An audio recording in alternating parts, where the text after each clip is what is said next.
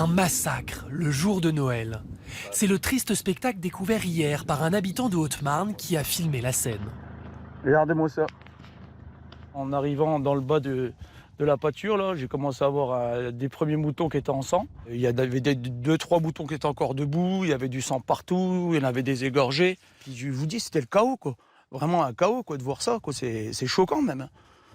Sur les 30 brebis du troupeau, 19 ont été tuées, 4 grièvement blessées. Le coupable, selon l'éleveur, cet animal filmé par une caméra automatique au petit matin, probablement un loup.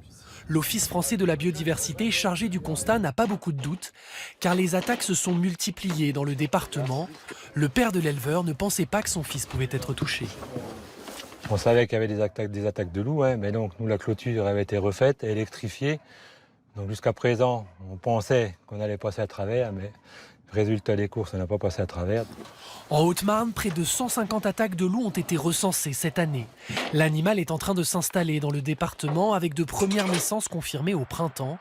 Pour les spécialistes, c'est justement dans ces nouvelles zones que le risque d'attaque est le plus grand.